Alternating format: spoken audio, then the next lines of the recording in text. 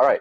Hello, everyone. So this is the fourth episode of the random podcasting that our group is doing. Today, I'm going to be talking with Michael here today. So for today's topic, we're going to kind of go something that maybe is something that a lot of us haven't experienced, and it's something I hope many of us haven't experienced. But it's obviously our time with COVID, especially in this pandemic. So, Michael, I guess do you want to just briefly explain kind of your experience with what's going on with COVID, or what has gone or happened with you regarding it? Yeah, so I guess I'll set the background. For the most of the, or like for basically the entirety of the summer, I basically stayed home the whole time. And the only other people who went out were my mother and my younger brother, who was going out to like Hagon or institutional center for his college apps. So I'm assuming that like either when she was shopping or in between her deliveries or dropping her off, I somehow contracted the virus from her. And then I didn't know it at first because like at my symptoms were just like the normal stuff, like the common like summer flu, right? It was like stomach aches and like just fevers. But then like as the days progressed, like the stomach pains got even worse, the fevers got even higher. I started having diarrhea and like I couldn't really move at all. And then that's when I kind of found out that, oh, we might have actually COVID. So then we got tested at the Dodger Stadium a few days after, and then boom, I found that I'm positive. So I was basically, yeah, that's just how I contracted the disease in the first Yeah. place. So I guess, just setting it up, like let's be honest. Did you ever think that you were gonna contract it? No, I did not, cause like I once like I heard about the outbreak, I'm like, oh shit, I'm just gonna stay home. Uh-huh. I'm not gonna do anything. I'm just gonna make sure I wear my mask in public, and I'm gonna be safe, right? But no, guess that's not enough. Yeah, I guess so. Because everyone's saying like, oh, you have to wear your mask, you have to social distance, but I would say that you're like living proof that even if you do that stuff, the risks still exist. Because clearly, you've been social distance. If any case, I know for the most part, just from our text conversations, that you've been home literally all of summer. Yeah, that's right. That's why I was so shocked when I got it. Yeah, right. So it's like the fact that that you were basically home the entire time, or if you were out, which was like very like basically like never, you were wearing masks and obviously social distancing. So I think it just, I guess it goes to show that it really isn't a joke. Like your chances of getting it, I think, I think once you got it and you told like us that you got it, I think the first reaction was like, okay, this can happen to anyone. Like you could be social distancing or not, everyone's equally screwed. I think that was like the moment where I realized how bad this whole situation really is. Yeah, for sure. And it was kind of surreal too, because like I found out like a week after one of my other close friends got it, but he Oh, also was socially distancing. So I'm like, oh damn, what are the odds of me getting it too? that's what I'm just saying. It's like it's weird because everyone's like, oh, you just wear a mask in public. You don't, just don't do anything crazy. You won't get it. And then yeah, your close friends are living proof that you could still do everything and have all the precautions and still get it. Which I think, quite honestly, it's a scary time. Like yes, you should still continue to do it, even though it's like your chances aren't like it's like, oh, it's impossible for me to get COVID because I'm wearing a mask. Like no, it's not impossible because clearly you've already demonstrated that. Um, yeah, I mean, for at least for me, when you texted our group chat, I was like, I think the first thing obviously was we want to make sure you're okay. But at the same time, I was like, oh gosh, we're all screwed. I'm getting it. Like, it's like hearing that is terrifying. I guess okay. So for you now, obviously you went to go get tested at the Dodger Stadium because I know they're doing like those drive-by testings. Yep. So what was it like waiting for your test result to come back on that? Not gonna lie, like I before like we or once we got tested, like based on the symptoms I had before, I'm like, there's a pretty high chance I could get it, so I'm just willing to accept it at this point. But like, even it was like painful because like I was suffering through the symptoms, but like at the same time, I knew if I got it, like I wasn't totally screwed because like the mortality rate for our age group is like pretty low. So I'm like, I have some optimism, but yeah, it was Okay. kind of nerve-wracking, I guess. So so then how did it feel like once the test results actually came back positive? Like you actually had the physical, tangible proof that it was positive. I just stared at it for a few seconds. I'm like, damn, I actually got it. And then I just Yeah. Like I know like we laugh about it because it's like it's because it's a really it was just an unexpected story because obviously for you never expected this would happen and the fact that you got it it's almost like like we laugh about it because it's like geez like I don't think like it's almost at a point where it's almost like sad humor because people don't realize how bad it is and just like damn like wow all of this really happened. So yeah, so obviously you got tested positive for it and everyone's like yeah I agree like I think I think it's right for people to say that yes the mortality rate is lower for people, people in our age group. Like, yes, it is true. Some kids are like actually dying of this. Like, maybe it's not as frequent compared to like elderly people, but it does happen. But I guess for the most part, you have some reason and some like I think it's yeah, like you mentioned, it's a bit. You should be a bit optimistic, knowing that you do have a good chance of getting over it. I guess to kind of follow up with that though, just because we have a better chance of going through it doesn't necessarily mean that it's going to be like all butterflies and rainbows throughout the process. So Yeah, let's for talk about sure. what happened between the time that you had it versus all the way up until when you actually recovered from it. So what was it like? Like how was the pain of just doing anything, So like like waking up, sleeping, anything? yeah, so I guess I could start off with like the stomach pains, because like that was like the primary mode, or like that was the primary thing that was causing me distress all the time. Like so the first day I like quote unquote think I got COVID, like it wasn't as bad, right? But like as the days progressed, it felt like I was getting punched in the stomach regularly every like 10 seconds. So like I couldn't move. And like I couldn't even lay down because it hurt too much, right? So I was just like crawled in like the fetal position on the ground for like hours. So that was pretty bad. And then like that of course would kill my appetite too. So like I had porridge, but like I couldn't even finish that. So then I was just like rolling around for like a few days. And that was like the bulk of my COVID-19 pain. And then after that, like I recovered from the stomach pains, but then I got the fever. So then I'm bedridden for that, like the week and a half or so. So it's just not fun.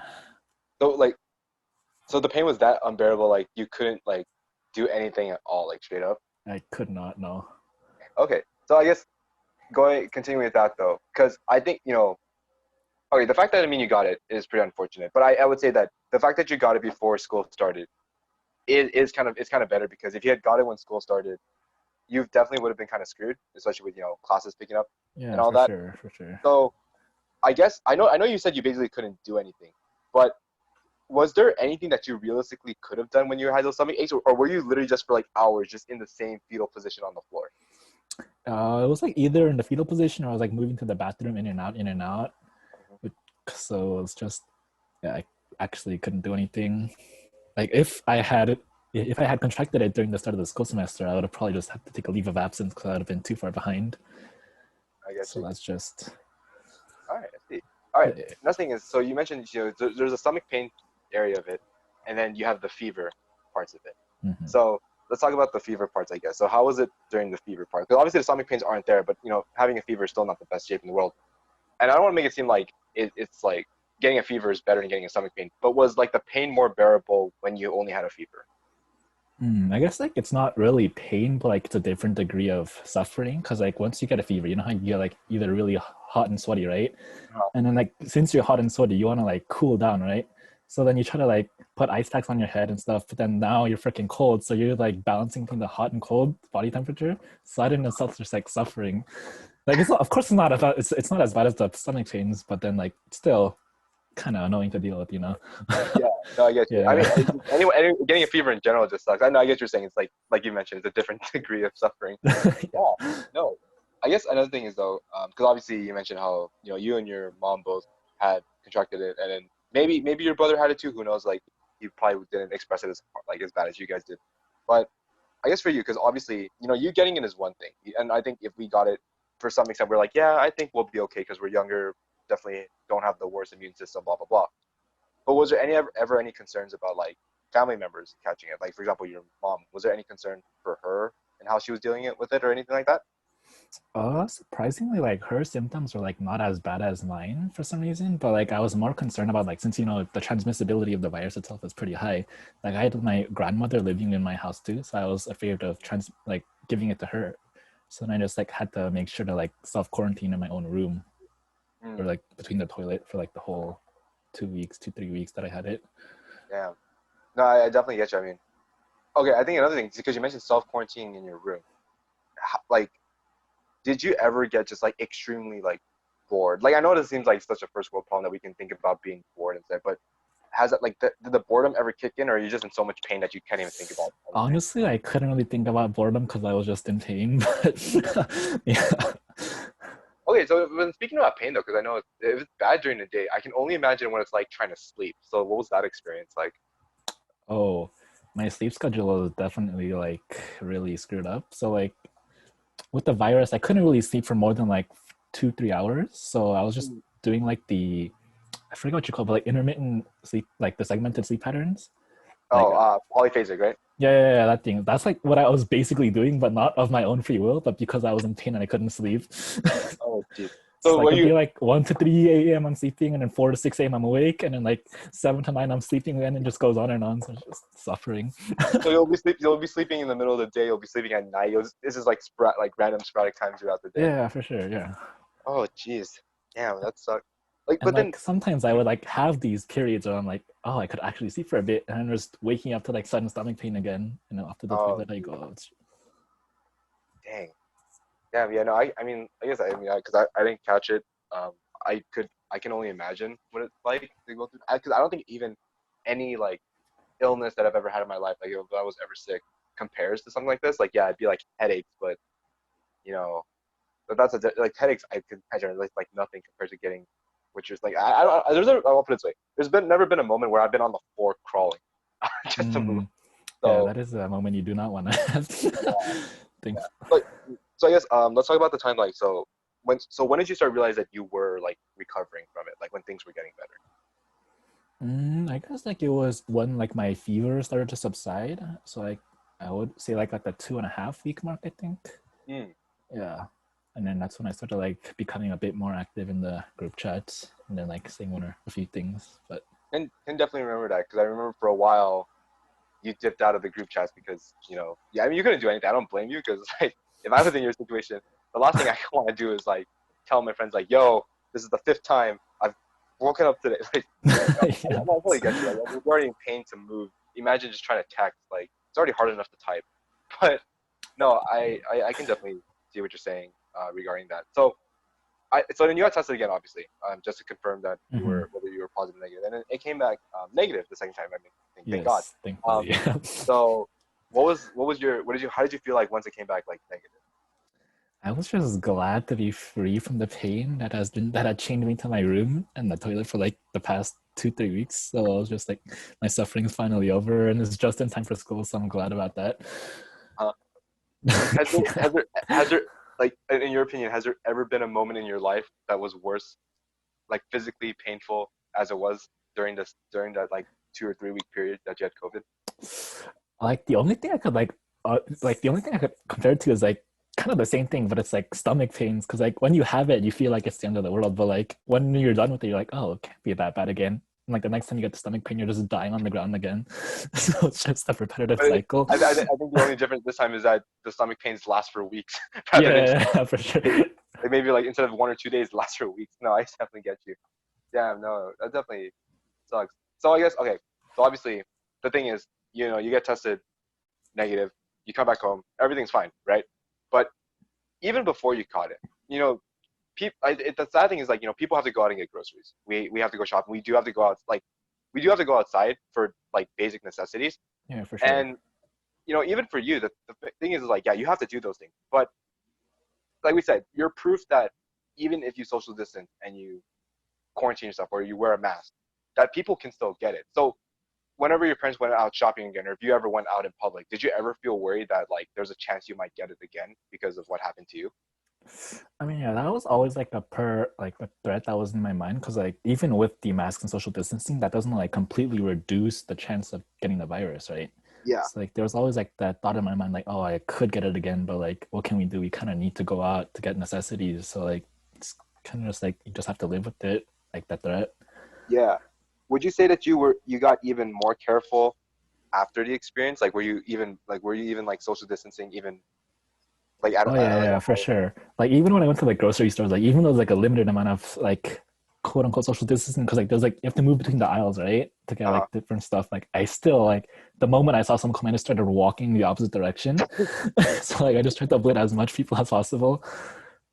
oh I see. Yeah, No, I get it's you. just Yeah. No, I definitely get you. It's honestly a concern that I think because the moment you mentioned that you got it, I think instantly I was like, great, now I can't go shopping. Because like it's like the fact that I was like, oh okay, he got it. I could get it. I don't know how many items on those store shelves might have it. And I don't know, it just kind of saddens me sometimes that people. I know people need human interaction. Don't get me wrong. We should have human interaction. We kind of need it. It's good for our mental health and whatnot. But at the same time, it's like if it's really, really not necessary, I feel like people just end up hanging out with each other or going out to eat or whatnot when it's really not. It's not the end of the world. Like I don't know, and it just kind of upsets me because people do that stuff and they don't realize like how bad it really is. Like you can still get it. Like don't get me wrong. Some people like the majority of them don't, but the fact that there's even a possibility of you getting it, I think should warrant more than enough as a concern. I mean, how do you feel about that? Like the fact that people still go out like obviously they're wearing masks and stuff, but they still go out pretty freely doing things that aren't as essential or necessary.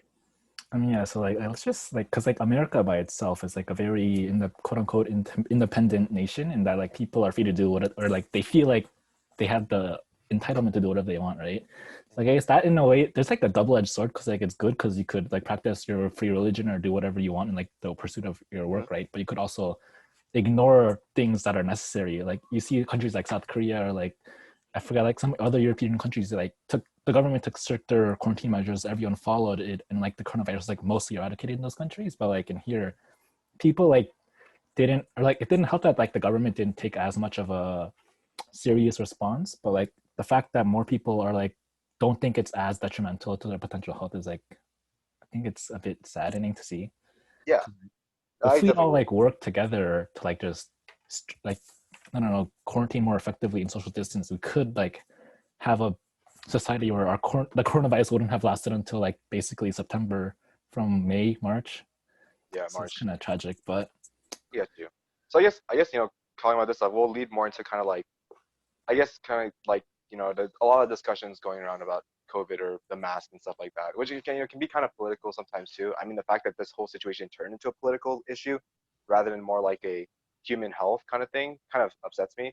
But being a poli sci major and pre-law means we got someone who knows the ins and outs. So I guess the first thing obviously we talked about your experience with COVID. I just want to kind of transition in terms of your opinion with everything. So a lot of people like there's this big argument that masks kind of take away people's um, like freedom. What do you think about that? Like the fact that enforcing mask rules takes away a person's freedom. What's your opinion on that? I mean, like I'm still like I don't know. I feel like the fact that you think a mask is encroaching on your personal liberty is kind of stupid because like the purpose of the mandates are to protect you and others who can't protect themselves. But like how does I don't like yes in a way if you think about it technically like it can be seen like an infringement on your freedom because like you're kind of being required to do something but like it's like a minor inconvenience for you. It's not like something that's going to affect you in the long term. And like people have shown multiple times that a mask doesn't really affect your quote unquote oxygen levels, right? Which is what like these people often cite like they have troubles breathing, but like people run marathons with 2 3 masks on just to prove that it doesn't help or it doesn't affect your breathing. So I think like Yeah, I don't know, it's kind of dumb. I think there's a lot of great like analogies that I saw that describe it. Like one of them is being like wearing a mask is like wearing a seatbelt.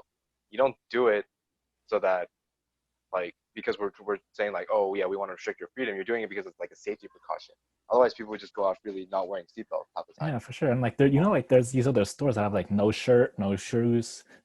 You Yeah, can't get like in the store. Like you follow those, but then like when the moment you're told to wear a mask, you're like, no, no, no, that's an infringement on freedom. Like I don't see the connection there.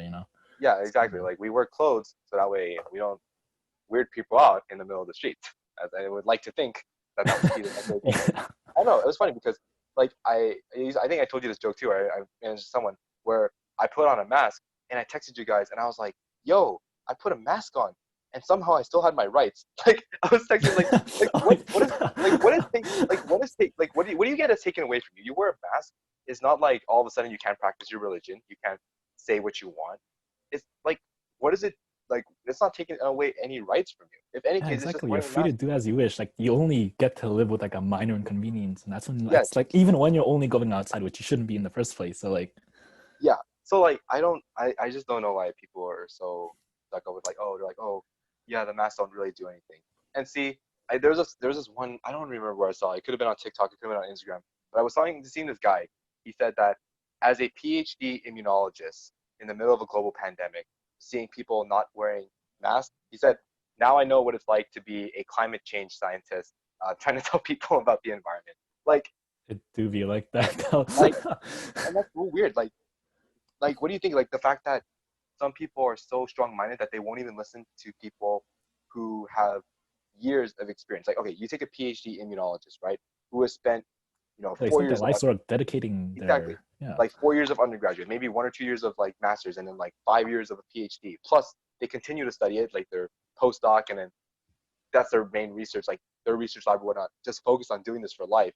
And then the fact that one person's like, oh, I've read papers that say it takes away your oxygen. Like, I don't know. I I don't. What do you guess think of that? Because it's just I think that just goes back to like the fact that like the freedom in America is like a very double-edged sword. It's like they're so strong-willed and like holding firm to their own beliefs. So like nothing can tell me that what regardless of the facts that are shown to me that I'm wrong. And, like this isn't like this is perpetrated by like these Facebook posts too, right? They got like their own little groups of like these like whatever, whether it be anti-vaxxers or like flat earthers or whatever. They're just like in their own hive minds, reinforcing their own notions of like, oh, the masks are like freaking conspiracy theories about like the government or some shit. So it's just like, why do you do this to yourselves? I don't know. do you think do you Just at a think it's loss. because people are just straight up like ignorant and not willing to learn about the other thing? Like they're so strong minded about it? I think that could also play a factor, but like, I don't know. It's kind of hard to get into their minds from like our perspective. Like, I genuinely don't know what goes through their minds when they go like, oh no, you can't wear a mask. No, I Just, definitely agree with you. I think another thing that I want to mention, I guess like more like now the impacts of what COVID had. Because here's the thing, I can understand why some people make the argument. Okay, so even if it's not about masks, the other argument is just trying to let people go out and live a normal life again, right?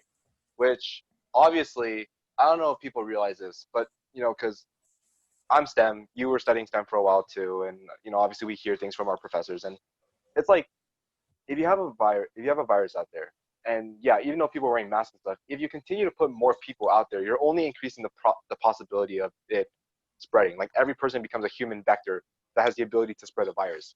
So people are like, oh, we gotta open up everything. Like restaurants have to open, we have to allow in sit-in dining, sports games have to continue with audiences, blah blah blah. I mean, what do you take of that now? Like, if let's just assume everyone is obeying the mask rule. Now we're talking about opening up opening up the economy, or opening up places so people can go back to them. Like, what's your opinion on that? like obviously, like I don't have any like economic or political studies, like years of experience, but like just from my perspective, like I get like you need the economy and you need people to return to work to like for society to start functioning again, right? But like Mhm. I think the main question is like to what degree does it matter? Do you prioritize the economy over the people's lives, right? Because like if your people are dead, you revitalize the economy, then like what's the point if like you can't even like reap the rewards of it, right? Mhm. So like I remember when it's kind of a tangent, but when like I think it was Italy when there was the hotspot of the coronavirus, like Mhm. people it was like breaking news when there were like 1,000 people dying in like a week.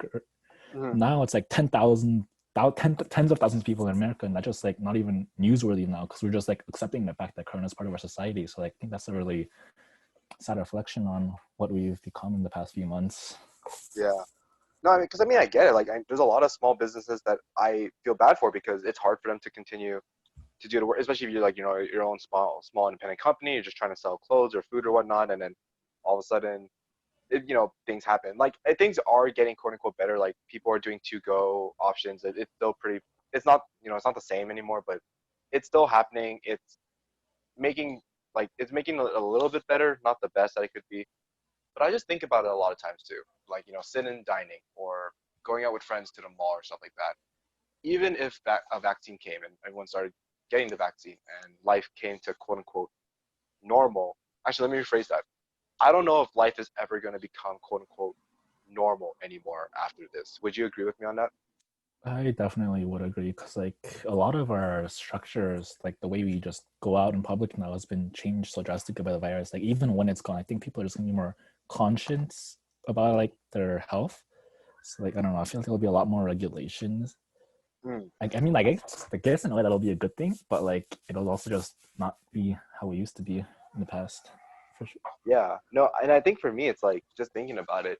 I feel like it's what I like to define. This is probably not the right terminology, but what I like to think of as like a historical shift, like something that makes like it changes the world in a sense where we're going to like we're like restabilizing a new normal. For example, like if you take like the world wars, you could argue that there are a lot of changes that happened after the World War. If you take like the Black Plague, a lot of changes that happened after that, Spanish Mm-hmm. influenza. Like there are like moments in history where it's so significant, it just kind of changed the way society runs afterwards. And I think we're in one of those time periods where this is something that's just gonna change the entire perception of it. Like for example, like in the future, I would not be surprised if some people still decide to wear masks on a regular basis. Like, Mm-hmm. quite honestly, I might do that. Like, if I'm in an area congested with a lot of people, I might have a mask in my pocket or my bag and just plop it on. But if I'm just like sitting down eating, talking with friends, maybe I'll take it off. Like, I feel like that precautionary thing might be something that maybe people still stick around with. Like, I would not be surprised if some people still use masks, even if they have the vaccine or not, just like as a precautionary measure. Yeah, definitely. Like I feel like given like the like the time this coronavirus has been, and like the potential like another year or 2 years that it'll prolong for, like it's definitely a possibility. And like there's also the fact that like I think China, right? They're China and a few, I think it was Saudi Arabia, because like their industries are so, like there's so much smoke due to the factories are already wearing masks in the first place. And like with the potential threat of a future pandemic, I think like it'll encourage a lot of people to wear more masks in the first place, like to continue wearing them as they have been in the current like environment, I guess. Yeah, no, I get you. I guess another thing is, we talk about like this normal when we would return back to quote unquote normal. So I guess obviously I'm not saying claiming that we're any professionals or any like mind readers or time travelers or something. But if you had to take like a rough estimate, in your opinion, just like everything you've seen, when do you think would be a rough estimate of the date that we would return back to as close to normal life as possible? Is this for like the US or like just the entire world as a whole? I think in my opinion, when the U.S. Yes. returns to the normal position, the rest of the world will be normal. True, We are true. literally the worst country handling this right now. Mm, But in your opinion, let's just go with the U.S. because I think the U.S. is an indicator that the rest of the world is going to be roughly already well, we're at the same place. And plus, keep in mind, we're not going to ever be going to those countries anyways for our own lives. true, So I true. guess when would you say it was your quote unquote expected date that things will turn back to normal? Things will go back to normal, or whatever we consider normal. If I was being like idealistic and like optimistic, then I'd hopefully say like a year.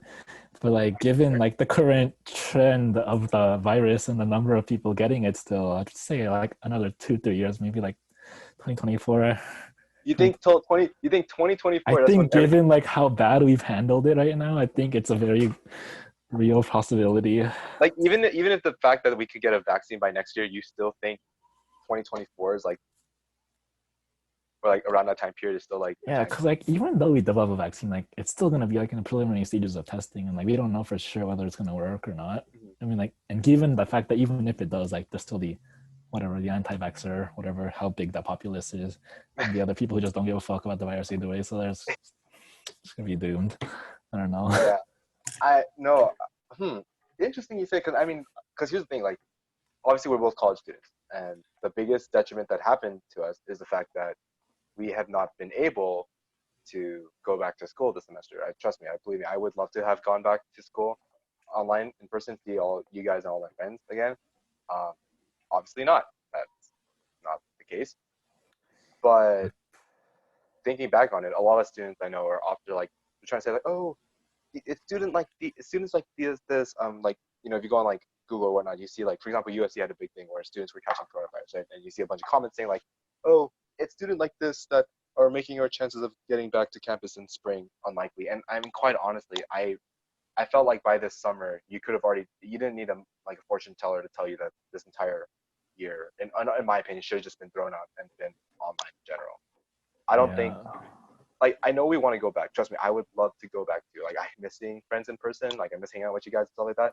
But at the same time, it's like I'd rather just endure it out rather than go back and have this thing respike over and over and over. And just judging by the fact that if we did go back in person, like my chances of getting it is pretty likely. I mean, the fact like you got it, and if I get it in the middle of school, I have to take then yeah, I'm gonna have to take a leave of absence because I don't know, like you missing out like 3 or 4 weeks of school. That's already that's almost gonna like kill your academic career like for that like semester. that's like 1/3 of your entire semester. You better drop all those classes and just take a leave of absence at that point.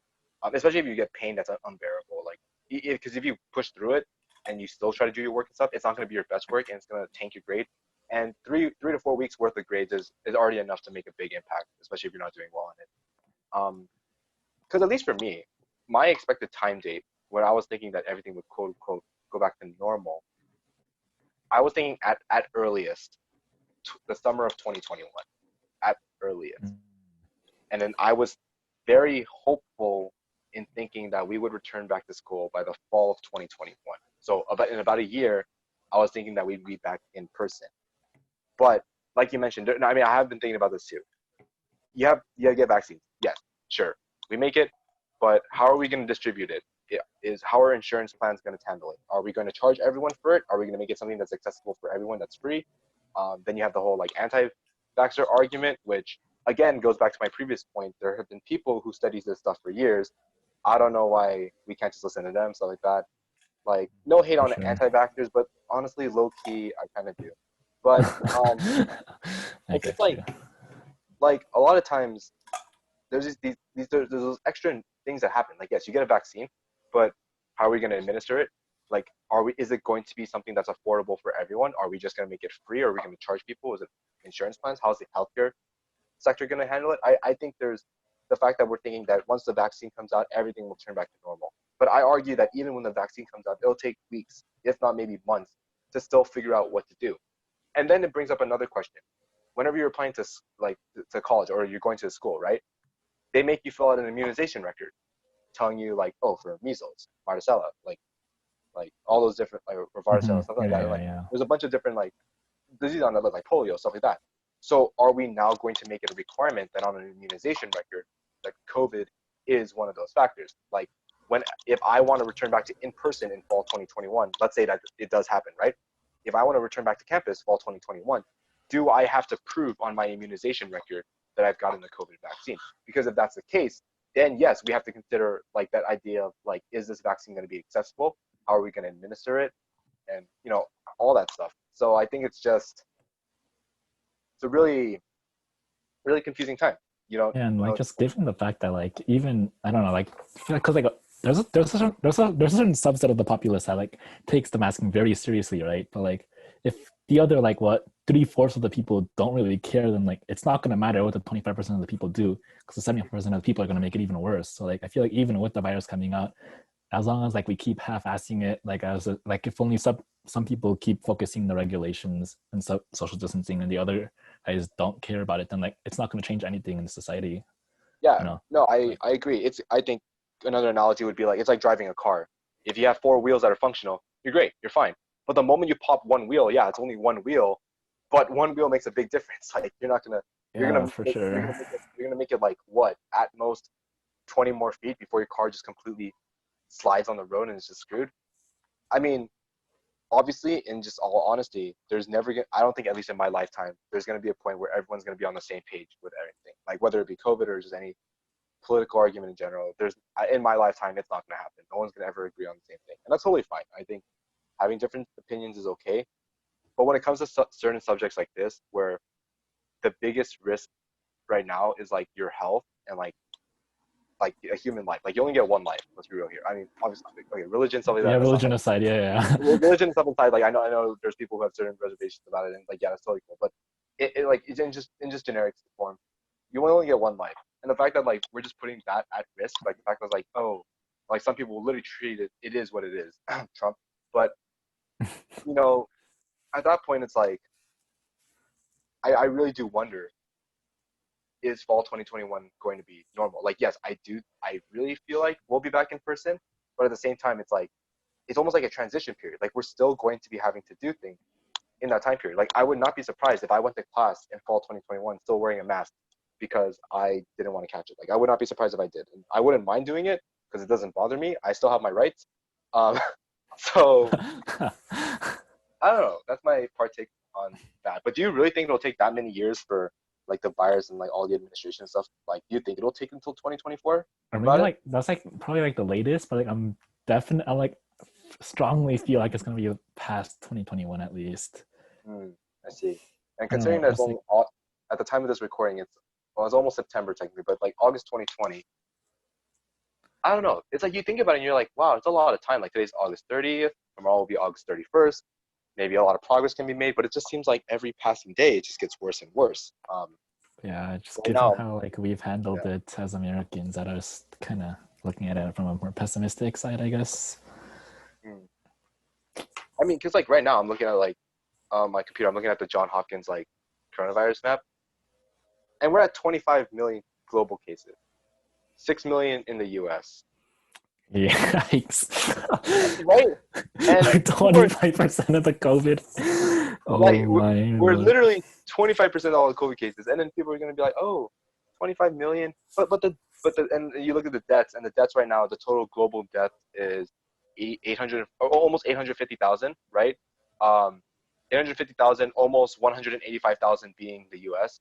But it's like, if you think about it, this is 850,000 deaths too many. Like, we could have It really had this definitely could number. have been in front of it, yeah. This could have been as close to zero as possible. Like, okay, maybe not as close to zero. Like, unfortunately, the realism is that there probably would have been, but there's no way this number should be that high if we had actually done the right measures. And people are just like, oh, maybe we got to open up the economy. Like, if we're already social distancing and wearing masks, and these numbers are still going up, the moment we open everything else, It's it gonna is get going worse, yeah. it is going to be a living hell out there. Like, it is over for everyone. I don't I don't know. Sometimes it baffles me. I think maybe just because my opinion is just that I wish people wore a mask. I wish people stayed inside because I really want it to go away too. But I don't know. I think I Anyways, definitely agree because like I think like what we see in the news is like this majority, like I think it's the loud vocal minority is what they call it. Like the mm, media just like blasting the opinions of like the people that don't really or have different views from the mainstream stuff. But like I don't know, I feel like if I don't know what I'm trying to say, but like if people just would stop buying into these stupid ass conspiracy theories, excuse my language, but not even just the conspiracy theories, but I just like think just also do what you need to do. Like I don't know, I feel like part of the reason we're kind of screwed is because like at the start of the virus, it's been so politicized. And like yes, there we rather than go. taking action, they've just been attacking each other for like, oh, Trump didn't do this, Trump didn't do that, the Democrats didn't do this, and yada yada yada yada. It's like, why does this matter? Just do what you need to do. Like, we can argue about politics later. Like, yeah, that's the biggest flaw in my opinion. Biggest flaw in U.S. politics is the fact of how polarized we are, and it's not only just polarized in the government, but now it's polarized in media too. It's no mistake that certain news outlets lean a certain political side compared to another. Some will be more conservative than liberal. Some will be like a very Democratic based thing versus a Republican based thing, and that's fine. I mean, because especially when you're talking about U.S. politics, the way we're formatted, it's like you want to kind of support the people and leaders you want to support your ideology, but then that's the problem because like it doesn't even matter what side you are. Some people will make certain arguments about the virus, and then it's just like this should have never been a political issue in the first place. This should have just been like a human health, like human right kind of like global health thing. Like, we just tackle it, like just fix it. We can fight all we want about politics later, but this should have not entered the political world in general. Yeah, for sure. But then you have news outlets or like people who have selective exposure. Like people only watch Fox News or other people watch CNN. So like they only get one side of the story, and they just become so absorbed in the narrative that they refuse to accept like advice from like these neutral health associations, like the CDC and like the World Health Organization. They're like, no, Fox News told me this, so I'm not going to listen to you because you're like a left wing yada yada yada, right? So it's Mm. just I don't know. This See, should you know what? definitely not have been like a Yeah, politically polarizing issue. yeah. It's kind of a You know shame. what's you know what's a really depressing thing though sometimes? Like, I think what hurts me the most is that how many people are being impacted by this, especially those who don't have the same access to healthcare and stuff like that. And what sucks the most, especially when I'm looking at this coronavirus map, every time I refresh it, or like if I refresh it every so often, I see the number of global cases go up, and I'm just like, frick, like, come on, right? What Yeah. what pains what I think what pains me the most is the moment that I refresh the page and the global deaths go up, because then it's like not only did someone lose their life that probably didn't need to resolve this, because don't get me wrong, I have know of family or friends who have members who have passed away from this virus. I can only imagine what it's like, because each death that happened isn't just a loss of a life, but it's so much pain that the family members, like people associated with them, also have to go through it. And I don't think people realize that. Like, this is an issue. This is killing people. This is one of the worst pandemics we've had in a while. I don't know if there's any pandemic in history that kind of compares to what the level of this one is right now. Obviously, the mortality rate and stuff like that may be different from like the bubonic plague back in like, you know, modern Europe or stuff like that. But in at least from what my lifetime or in like the past couple hundred years, I can't think of a time where this has been any worse. This is just like people are like, I know this is a weird thing to say, but people are literally dropping like flies left and right because of this.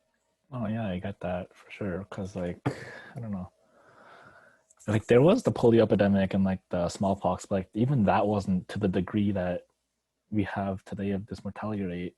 It's just kind of crazy how bad, how like the difference in effectiveness of how certain countries do it or handle the virus over others. Because I think New Yeah, Zealand was like one of the countries that like almost eradicated it in like the first few months that the coronavirus was there. yeah. Like, I don't know. It's just like some countries are good. Like I'll see people who live in other countries right now, they're doing great. Like I don't know, Canada I heard is okay. Like I see people in Australia doing fine. If I'm looking at the number proportions, like if you take the total deaths right now over how many cases we've had, the percentage, the mortality rate percentage right now, and I'm just calculating this based on what I'm seeing through John Hopkins website, right? uh, It's about 3.4%, which isn't that bad because okay, let me rephrase. The fact that it's any percentage above zero should be bad, but compared to before, we were at 5%, and now the mortality rate's at 3.4. So yes, improvement. Less people are dying. On the contrary, people are still dying. So mhm. I think the fact that this percentage has not dropped to almost zero is a big issue. Like I don't know. I think 3% of a mortality rate is just more than enough reason to kind of be like, this is too much. You know? Yeah, it's actually insane. Just this week alone, according to the CDC website, there's just 300,000 cases in the past week. It's just Right? how do you do? Uh, Oh. It's a depressing time. I feel like we already deal with school and that's depressing enough, and now you have yeah, I don't know. Sometimes it's like, and yeah, for example, like if you type in coronavirus on Google, I just searched something up. This news article says your coronavirus test is positive. Maybe it shouldn't be. And now people are gonna get like false hope and thinking that they're not, and then they're gonna go back outside. And you have like news report. I don't know. Sometimes it's like you have to like stop doing stupid things. Like you get these reports. For example, LA County reports 27 deaths, an additional almost 1,400 cases of coronavirus, and that's in like whenever the new report is, I don't know, like in LA County, it scares me. The fact that we have like 240,000 cases, and that's where we live. yeah, for So, sure. It's just crazy how much it's just permeated throughout our society. it's bad when Google is able to update the total cases and the total deaths, but they haven't been able to update how many people recovered. I think Oh. that should be enough to tell you like there's a problem. Anyways, before both of us devolve into like straight sadness of this issue, I guess any closing remarks you have about COVID, stuff like that. Just social distance as much as possible, wear your masks. I know, like, it may seem not as effective, but then again, like, it's like the most quote unquote safest response. And there's the best way to keep others around you as safe as well. So just keep doing it. Exactly. And Yeah. I think I say the same thing too. Like, yes, even though Michael's proof that you can still wear a mask and get it, that doesn't mean you should don't wear a mask, because that's even you're more likely to get it now. Like exponentially more likely to get it. I mean, I don't know. Quite honestly, I think it's just being mindful of it. Like, yeah, even though you think you're gonna be fine or other people around you are gonna be fine, um, it's not the case for everyone. Like the fact that my friends are getting it, family is getting it, like from other countries and stuff like that. And you just see in the news how many people have been affected by it. I think it should be enough to kind of tell us that this has been obviously been going on for way too long. And the problem is we're maybe not even halfway through. That's the sad reality. But when I think about it, the fact that we're not even halfway through, or like Yeah. halfway to getting back to what we want to be at, scares me, because it's like I'm sick and tired of being at home. But I think that's just important to keep in mind. I would honestly propose to the government to give everyone a spherical bubble ball, so you can kind of walk outside. But I give everyone a hamster ball basically. I would think that would be pretty cool. I would love to have a hamster ball to kind of just roll around. But that's not the case.